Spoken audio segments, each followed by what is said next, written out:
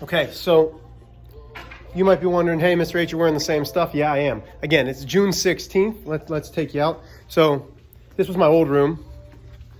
This gentleman's putting on a lock. Okay, we got new doors. The school's in disarray because it's just what it is, right? Disarray? What are you talking about? No disarray. You're on camera, man. I mean, these are my students for next year. So we're getting all new classroom type stuff. We're getting all this, and I'm not even in this classroom anymore.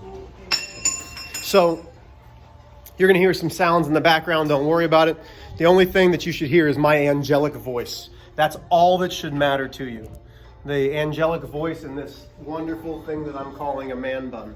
So yesterday we started with scientific notation. We're going a little bit deeper with it and starting to really get into those word problems. So you should not need a separate piece of paper today. You can just use your packet. First things first, it says the speed of light is 300 million meters per second. If you're wondering if that's fast, the answer is yes. The sun is approximately 1 5/10 times 10 to the 11th meters from Earth. If you're wondering if that's far, again, yes. How many seconds does it take for sunlight to reach the Earth? So we're trying to figure out, here's our distance, here's how fast it's going. Think about what you know about miles per hour. It's a division problem. It's a ratio, okay? We're really trying to find that unit rate. Not really a unit rate for this one, but we're trying to find a rate. So I've got two separate things. I certainly don't want to take 1 5/10 and move that decimal over 11 times. One, your calculator won't do it, and most of us want to use our calculator, okay? I can do this in my head because I've been doing this kind of math for a long time. You don't want to, trust me. So if this is in scientific notation, we want this guy in scientific notation as well. So if we go back to the lesson from yesterday, we know that our decimal has to be somewhere where that first number is at least 1, but less than 10. So now I have 3 0/10. How many places? 1, 2, 3, 4, 5, 6, 7, 8 times 10 to the 8th. Just like miles per hour, this time we're looking for meters per second because we're looking for how many seconds it takes. So if I'm talking about meters per second, that's how I'm going to set up my ratio. Meters. When we talk about per, it's division. Seconds. So now I have 1 5/10 times 10 to the 11th divided by 3 0/10 times 10 to the 8th. Remember, you can separate this if you want. When we have like bases, our tens, and exponents, we can subtract them in the numerator and denominator. So I know that this is going to be something times 10 to the 3rd. Like loving me. Gosh, I like this song. So now we're going to divide 1 5/10 divided by 3. Should give me 0 5/10 when I plug it into my calculator. Okay, first off, this isn't in scientific notation, and it's not asking. It says how many seconds does it take? So now we need to figure out what this means for seconds. So if I've got this times 10 to the 3rd, that means I'm taking 5/10, positive exponent, it's moving 1 bunny hop, 2 bunny hops, 3 bunny hops. So that's 500. So I should say it takes 500 seconds to reach Earth. Okay? It's a simple division problem if you remember your exponent rules. If you do not remember your exponent rules, it can certainly make it a little bit more difficult. Okay? Meters per second. We set up how many meters it is, and then how many meters it's going for the second, and we're going from there. Okay, let's move on. Something again similar.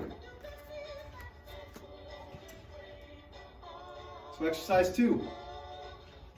The mass of the moon is about 7 3/10 times 10 to the 22nd kilogram.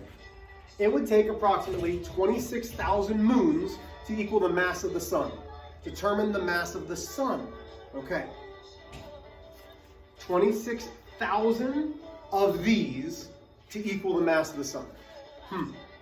I'd like you to pause it and try it on your own. Talk with some of the people who might be at the same point as you, but try this one on your own. Pause me, come on back. So, large number, don't want to change that. So I'm going to change this one. There's my decimal. 1, 2, 3, 4, 5, 6, 7. Times 10 to the 7th. So now, I know that it's 7 3/10 times 10 to the 22nd. That's the mass of the moon. But it takes this many moons to equal the mass of the sun. So 1 moon times the 26,000 moons to determine the mass of the sun. So how can I do this? Well, we take these first and we multiply them. So now we've got 7 3/10 times 2 6/10. That gives me 18 98 hundredths times. Well, like bases, it's still a multiplication problem. So we have this, we have this. We keep the base of 10, we add the exponents. 22 plus 7 is 29. Now, it does not say keep it in scientific notation, but we want to keep it in scientific notation. So 18 98 hundredths is not there because this is 18 larger than 10. So I want this to be 1 898. Well, that means that I have to multiply this by 10 to the first to get it to be 1898. So that's all that I've done here. I've taken this and I've made it here. This doesn't leave.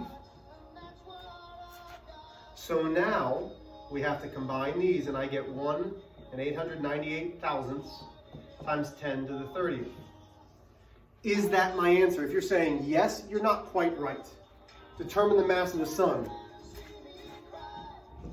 The mass of the sun is, make sure that you restate your question so that you have an answer, is 1 898 thousandths times 10 to the 30th, and we're using the kilograms. Empty space.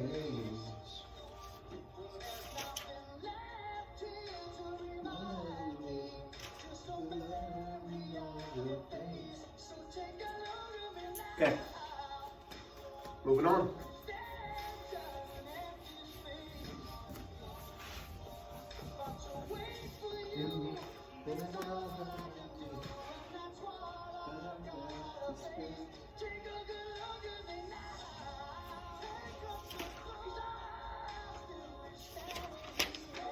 I'm gonna come back to that in a second. Okay, let's do exercise 3.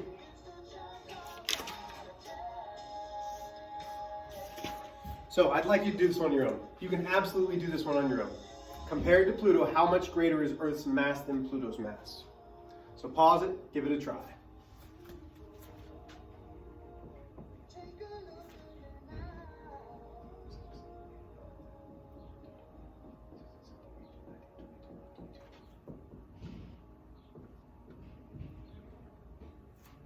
So, we've got those. Again, we're comparing Pluto, Earth to Pluto, Earth to Pluto. So if we're comparing Earth to Pluto. So now I'm going to have Earth's mass, 5 9/10 times 10 to the 24th, divided by 1 3/10 times 10 to the 22nd.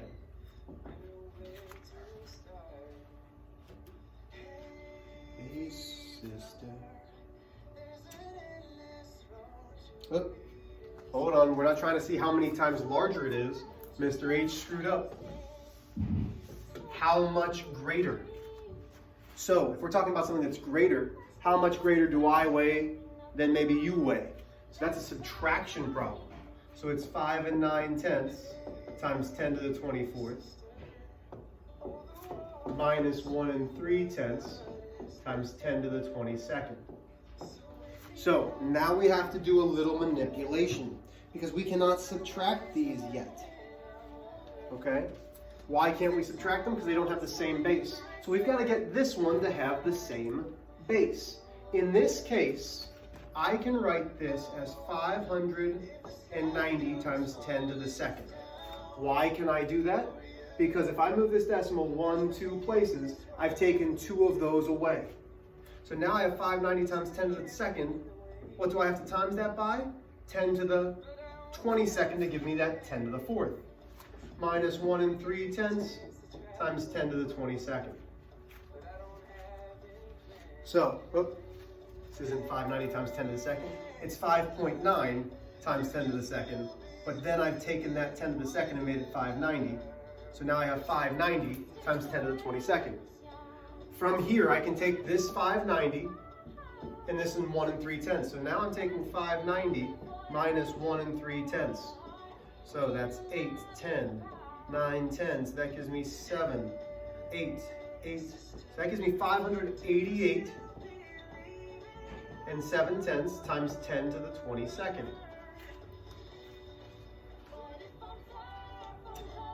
Okay, so we're there, but we're not quite done because we want this to be 5 8/10. So now it's there. How many have I added to it? Well, I've added 2 more to it. So it's times 10 to the second times 10 to the 22nd. So now I've got 5,887 times 10 to the 24th. I've ran out of room. This is my answer, except how much greater is Earth's mass? I'll put it over here. Earth's mass is 5,887 thousandths times 10 to the 24th kilograms bigger than Pluto's.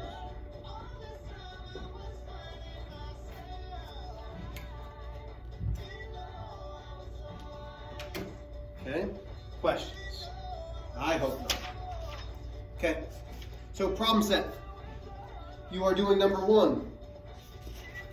Number 2. And those of you that feel very confident, I'd like you to try number 3. Number 3 is your extension question.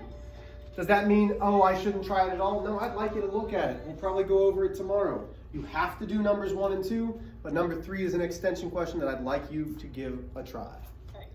Great job today.